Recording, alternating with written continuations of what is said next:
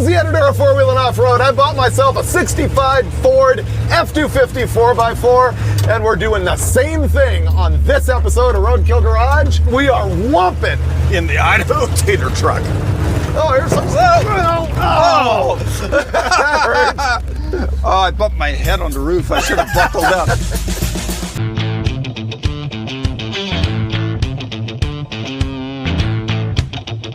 Oh man, it is giving me flashbacks. Is it as super as you imagine? It's pretty good.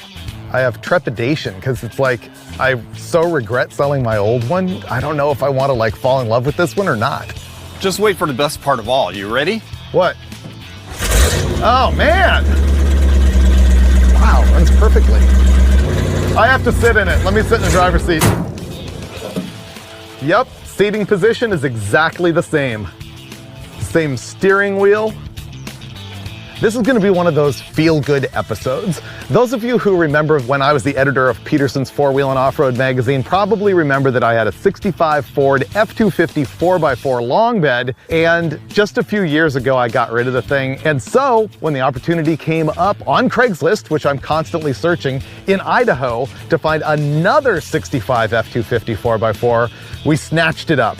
I think we're gonna put a brake master cylinder on it for sure, clean the whole thing up. I wanna put an intake and carb on it, and then we're gonna road trip the thing. And on the road trip, I wanna show you exactly like how to perfectly tune a carburetor using a air fuel gauge and a vacuum gauge. And then at the end of the journey, I actually know where my old truck is, and we're gonna go visit it, and I'm gonna find out if the guy will swap me back.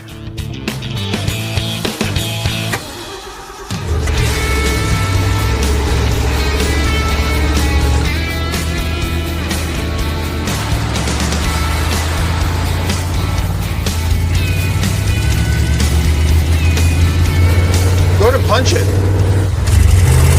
There she goes.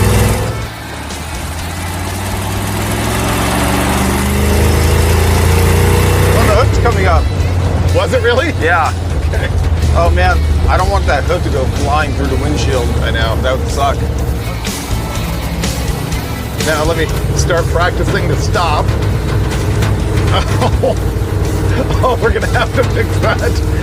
You just went right through a stop sign, Freiburger. I did.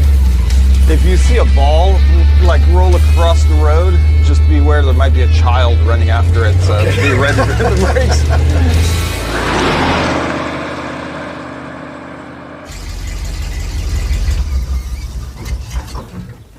Not bad. I haven't seen the engine. Whip it out. Does the hood just come off? Watch your fingers. I'm going to put that there precariously. Okay. Okay, ready? Is it completely? I told you it was precariously perched. That hurt. Go again. That. Oh wow, the whole hood is quick release. This is like a race car. What are the odds this is actually a 390 like the guy said versus the 352, which is what this truck would have come with stock? Well, based on the super acceleration, I would probably say 390. Really? Yeah. Okay, let's get to it. Yeah.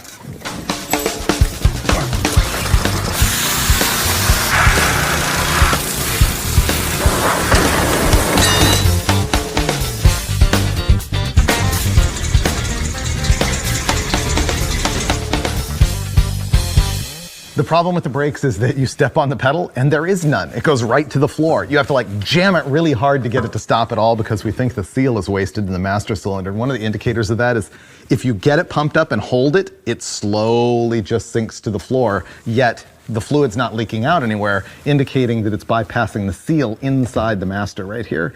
So I'm gonna take this off and replace it, and I think since we have to bleed the brakes anyway, it would be smart to go around and look at all the brake hoses and everything and change those if it looks like they're not at too much risk of, you know, stripping, braking, making a nightmare for ourselves. I generally on 4x4s before road tripping, try and find out if there's a whole bunch of water in the axles and stuff. Oh, that looks nasty, but it's actually okay. Okay, the rear diff's obviously been worked on because somebody painted it puke green, and it has non-stock silicone sealer on there. Smells normal. That's low. Okay, the rear end needs some gear oil. Excuse me. Okay, rear end fixed. So this is why I like to check the gear oil and everything. See this? That is the Montezuma's revenge that is coming out of the transmission. That's really bad. Look at that. Oh, that's nasty. There we go. Now it's dripping out liberally, so we know it's full.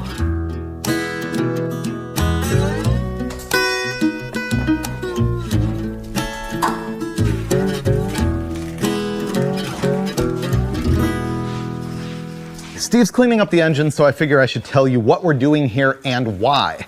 We are removing this cast iron dual plane intake manifold and this aftermarket Holley carburetor to install this aftermarket aluminum intake manifold and a different Holley carburetor. Starting with the manifold. This one is iron, this one's aluminum, so we're gonna save a whole bunch of weight. Also, this intake manifold is a dual plane and it has a solid divider between the two here. I am gonna install this intake with a 1-inch carburetor spacer, mostly because the fuel line hits the intake manifold here if I don't. If you are installing an intake and you are changing from a solid divider to a spacer, it will create a difference in the jetting that you're gonna need. So that's what's going on. Now we're gonna slap this whole thing together and hopefully it runs right.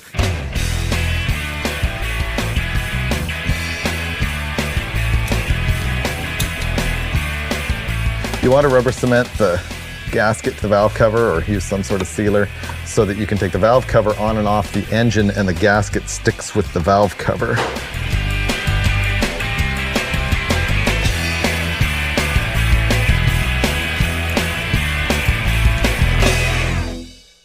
Let's fire it up. Perfection. 6 pounds of fuel pressure, right where they need to be. The next thing we need to do is figure out where this exhaust leak is because we gotta fix it on one side or the other to use the air-fuel ratio gauge. So I've got my hose here, my technique being listen in my ear, and you move the hose around and you can usually find exactly where the leak is because you hear it going in your ear. It's this flange. So we can fix it. I have gaskets. Good. So Steve will work on exhaust, I'll work on wiring. I decided to take the manifold off to change the gaskets. It turned out these manifolds are just riddled with cracks. It's kind of like gonna be putting Humpty Dumpty back together again. This thing has got cracks everywhere.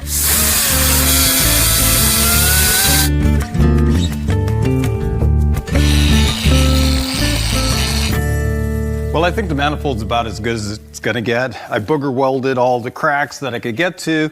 Now I used a little bit of copper silicone just for insurance because it may not be perfectly flat anymore. And now, in she goes. Yep. Huh? Fixed. Good.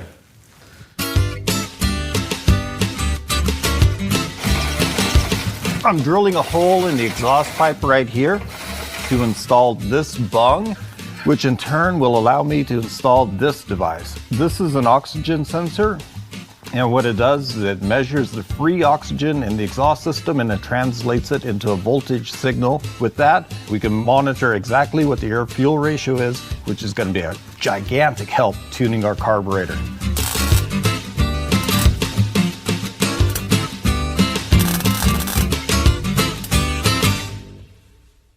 Okay, right now this carburetor is box stock. I haven't touched a single adjustment on the thing. We're gonna fire it up and I'm gonna show you about the fuel pressure and the float level. You wanna hit it? Okay, you can see that when it's running now, I've got 7 pounds of fuel pressure with that bone stock fuel pump, which is perfect. A carburetor is gonna wanna run somewhere between 5 and 8 PSI. If you have too much fuel pressure, it can overcome the needle and seat and flood. And if you have too little, then you can actually run the float bowl dry at wide open throttle. Now also notice right here, this is what's called a float bowl sight glass. And if you look really carefully, you can see the gas sloshing around in there, and it is right in the middle of that glass. And there's one here in the front, and there's one in the rear, and they're both at the same spot. That is the perfect adjustment. So here's what's going on with the float bowl level. This is a float bowl, and this is basically a toilet.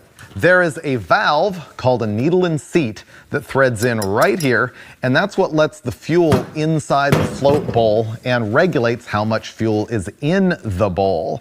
It's got this little plunger right here that closes and opens. So what closes and opens it is the float right here. When the float moves down like this, that means that the level inside the bowl is low, and so the valve opens and lets fuel in until the float comes up and touches that and shuts off the valve, and now fuel is not flowing anymore. So that's how that works. Here's another example of it right here. There is the float, here's the needle and seat. Here's the adjustment that you might need to make in case your float bowl level is not correct by looking through that sight glass. If I turn this upside down, you can see that as I rotate that needle and seat valve, it moves the float up and down. And that's how the fuel level in the bowl is adjusted. Let's just do a quick idle speed adjustment.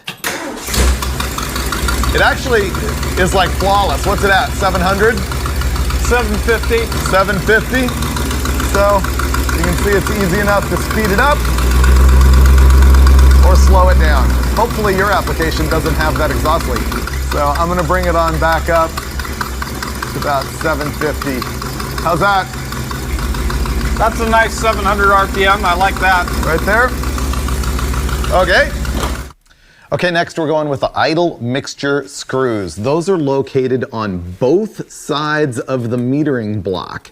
Sometimes a carburetor will only have these on the primaries. Sometimes it'll have what's called a four-corner mixture adjustment, which means it's got them on both the front and rear metering blocks. What you do need to worry about is adjusting these mixture screws. And what they are doing is controlling the amount of air and fuel emulsion that is being delivered through each barrel at idle. We're gonna make sure that all of these screws are set the same, and right now they're all 1/2 a turn out.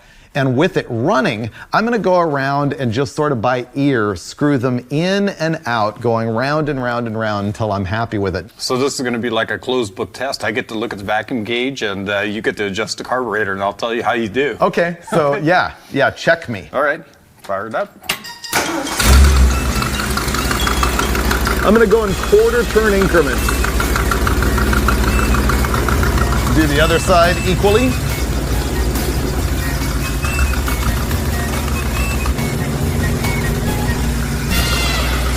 I'm calling it good. I'm calling it pretty good too, Freiburger. Nice job. What did it say? Well, you had under 17 inches at idle start, and now you're just a tick under 20. Yeah. Yeah. Pretty good. Yeah. Okay. Next. Hit the road. Okay.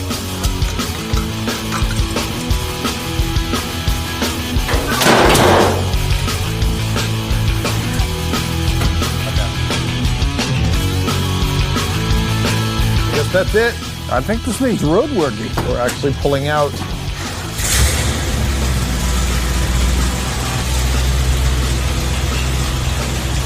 Ready for freeway? Yeah.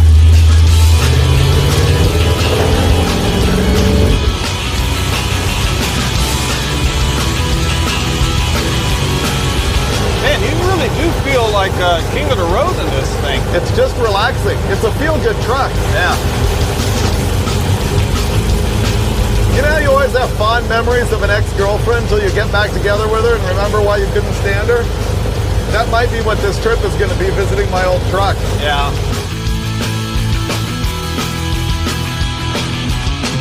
Man, when I saw this thing roll in on the car carrier, I really didn't know what the appeal was. I mean, Freiburger just loves these trucks. But after riding in it all night, these things are actually pretty darn good. I'm actually looking forward to the rest of the trip into Arizona. And with Freiburger doing most of the driving, I'm just gonna kick back, relax, and enjoy the ride.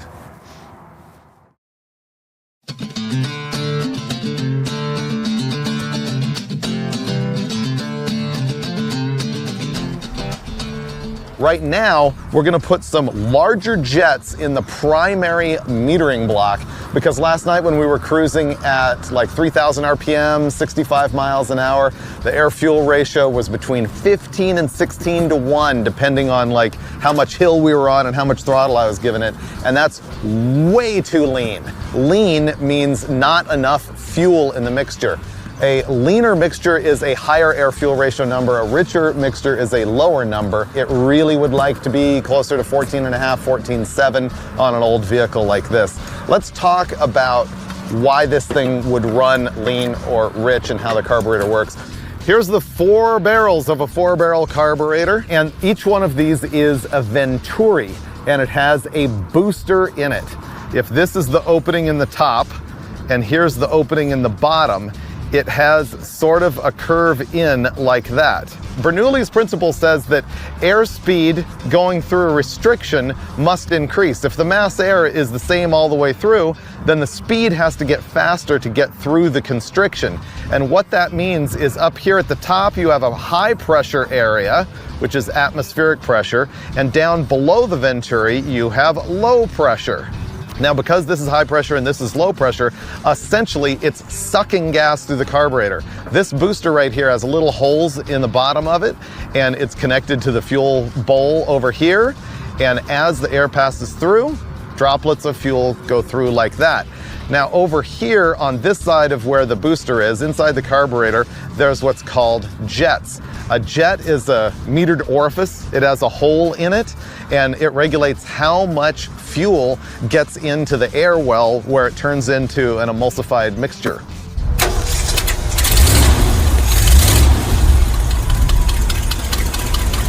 The air-fuel ratio is 12.6 and the vacuum is 17.5. I think it's pretty happy.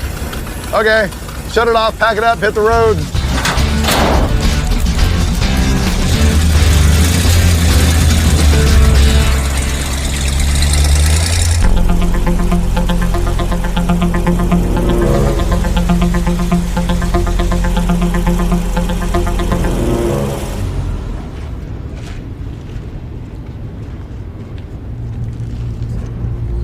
Ghost town exploring, Ludlow, California.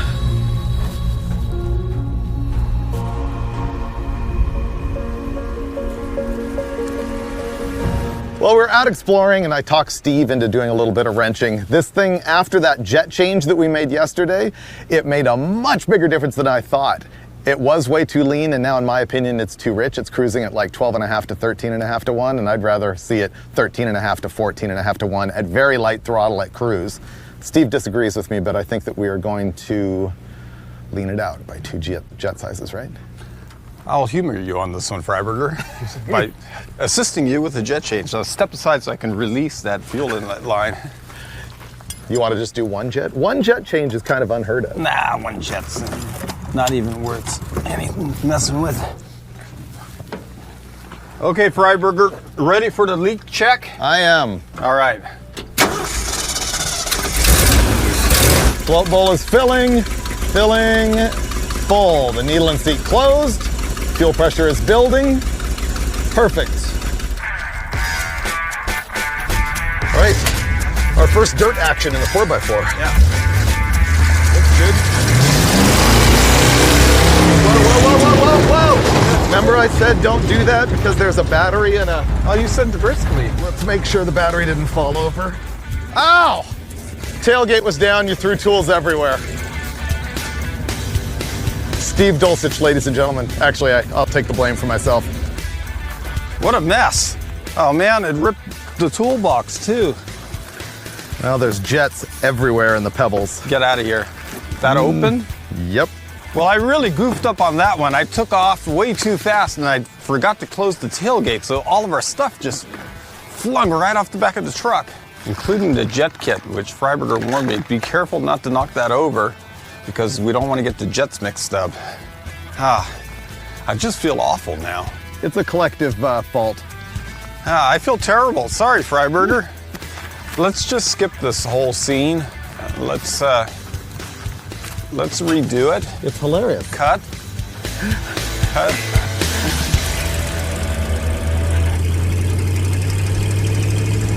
Oh, look at that. That's a 55 Plymouth. Let's go take a look at it. Or it's a DeSoto. Wow, it's pretty good. I like the dash-mounted rear view mirror.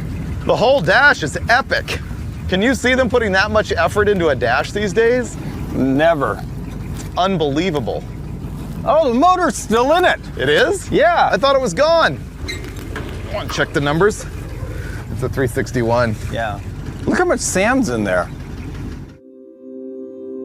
Road tripping is all about getting off the highway. Look at the adventure we stumbled into. We get off, get gas. I want to change some jets in the middle of nowhere, and so we find this ghost town. Steve scatters parts all over the desert, and then we find ourselves cruising around here looking at just neat old abandoned cars and buildings and stuff. And if one of us doesn't get tetanus, it'll be a miracle. Okay, time to find out what our tune-up actually did. Wow, believe it or not, it actually wanted a change of only one jet. It's hard to believe it's that repeatable. You know, you can make a change and absolutely see the difference. Yeah, it's just a hair too lean right now. Yeah, it's just a hair too lean. And it was a hair too rich when it was 4 jets. Wow. So it actually wanted 3 jets. From the baseline, On the baseline. Yeah, so we went from 65 to 69 to 67, and what it wants is a 68.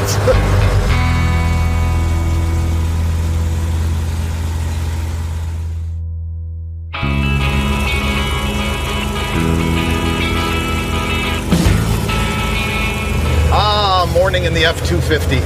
I know, it's a nice day. I know. Perfect for maybe some challenging off-roading. The locals told us to go to Finger Rock. This will be our first real time on dirt with the F-250. It might get dusty.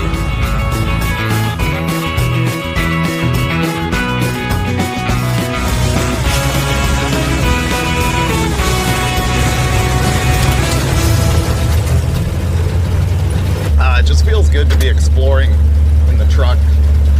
I think this truck's pretty capable. We need to test it. I know.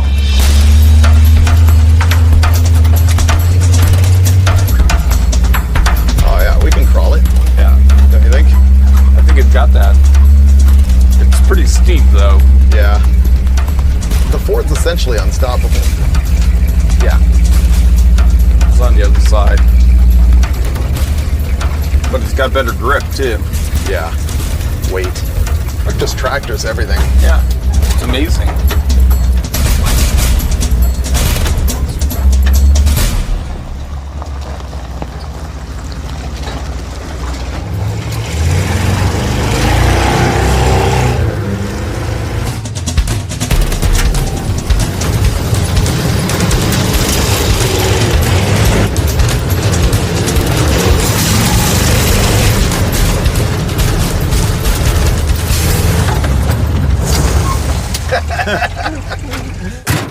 Overall, I think we've proven that the F-250 is a pretty competent desert explorer.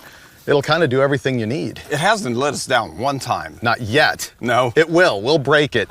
But right now, I want to do some more carburetor tuning. We're going to start messing around with power valves. Here's the deal. When we were climbing a hill last night and just laying into the throttle, but not getting into the secondaries, it was running way too lean as the load went up. And we know that by looking at our air fuel gauge, and we can also look at our vacuum gauge and know when the power valve is opening. The power valve allows fuel enrichment when the engine's under higher load, which means the manifold vacuum is less. This is a 6.5 power valve, which means that this opens when the manifold pressure drops below 6.5 inches of mercury, and it allows more fuel to flow so that the thing doesn't run too lean.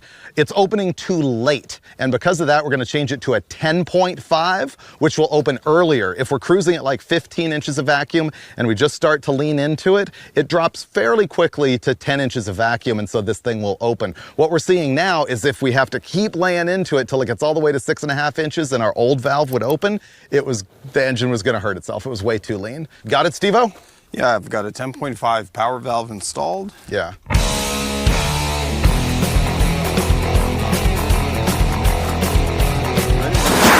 Sorry.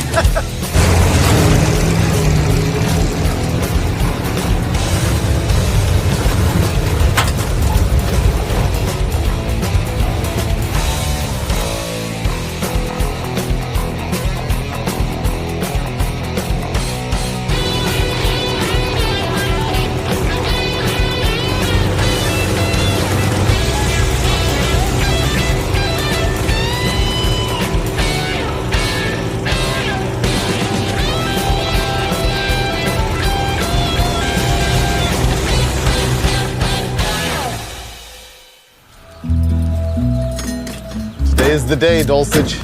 We're gonna go see my old truck. That truck's like 10 minutes from here. We're gonna go for our final carburetor tune-up, at which point it will be running absolutely flawlessly. I feel somewhat obligated to at least ask the guy if he'll give it up. Really? Even though I'm not sure I really want to. We'll see what happens when I actually lay eyes on it. So we've progressively been going through the carburetor from idle to cruise to loaded part throttle, and now we're talking wide open throttle.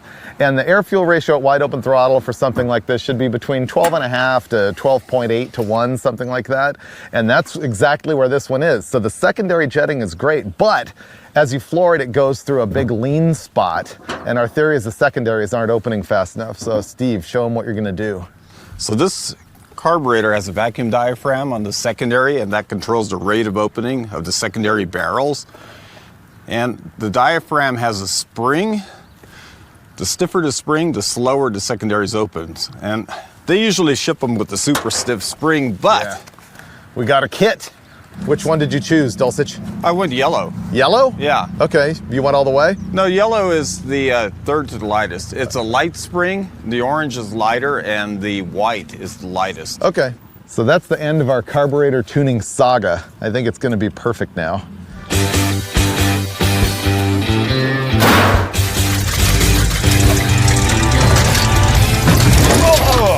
Ouch! It's the most radical four-wheeling we've done. I know. You realize everything is perfect on this truck now. I know. You know, I've kind of had similar circumstances where I've revisited a favorite old vehicle. Yeah. And for me, I kind of reached closure once I saw it. I really didn't have to have it again. Yeah, I know what you mean. Oh, there it is. Oh, it's got fuzzy dice on it. That's already a downside.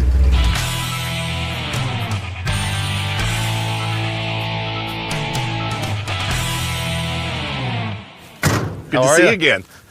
Man, flashbacks. I think it was 4 years ago that I got it from you. I didn't know it was that long. Wow, you changed the tires. Yeah, your tires were a little sick. Yeah. Oh, and you have a different seat cover, different tack. He still has the koozie on the transfer case lever. That's been on there for 20 years. How many years did you have it? I probably bought it in 97 or 8. What do you think, Dulcich? This thing is better than I thought it was. Yeah? Yeah. You're not supposed to say that. No. You're supposed to say, oh, the black one's far superior, Freiburger. Remember all those little details, There it stuff is. you lived with for so long. Yep, exactly. Bill, can I ask you to fire it up? I want to hear one of these with no exhaust leaks for the I first know, time. it almost doesn't exist. Yeah. Oh, man, Wow. that's nice. Idle's a little high, maybe the choke is on. There you go. What do you think? Which one is superior? This is pretty good, but I mean, after Bill got through I your know. old truck. I know. So, Bill, I came here hoping to talk you into a trade. This one for that one? Yeah. Negative Ghost Rider. Oh, man, didn't even really think about it. Straight shoot down. I know you want this really bad, but it belongs here in Arizona. I know, it lives on a dirt road. It's pretty good. Well, it's really cool and awfully nostalgic to see my own truck. It's like, you know, kind of puts a lump in your throat considering all the things I did with this thing. And I'm really happy that he hasn't messed it up. Sometimes you sell a vehicle and you go look at it again and somebody's just completely jacked it up.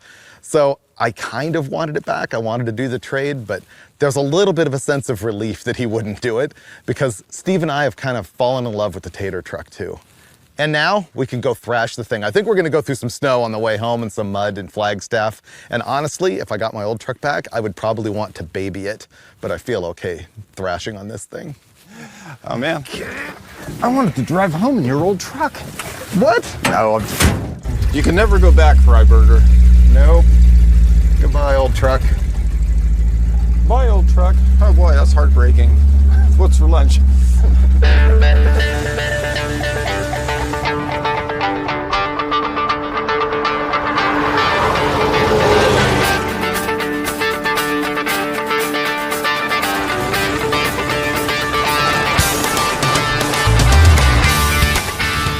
Super swappers. Really? They're gonna fling stuff everywhere. It's gonna be great. Oops, should have double clutched. Yeah. Oh, there's some goop. A little bit. A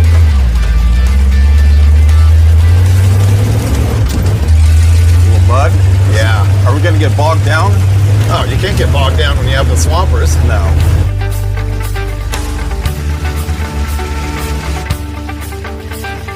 This thing just can't be stopped. Well, unless I hit a tree. Yeah. I better be careful.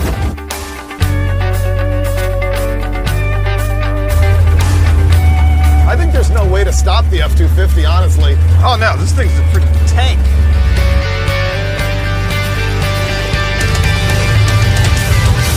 This thing is a great desert and mountain exploration vehicle. Yeah.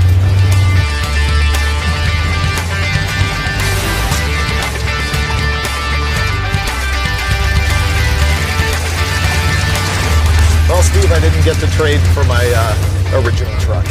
I don't know, you don't seem all that heartbroken. I'm not really. I have to admit it. Once I actually revisited, I realized this truck is in fact better than my original F-250. And you get to relive all those memories with a brand new truck and make more Yeah, exactly. That's what we're doing right now. with Tater Truck.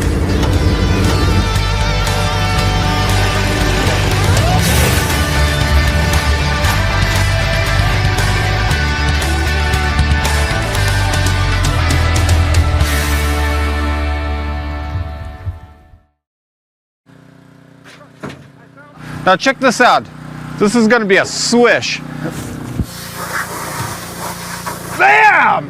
That was 2 points, baby. Oh. Actually, it was a 3-pointer.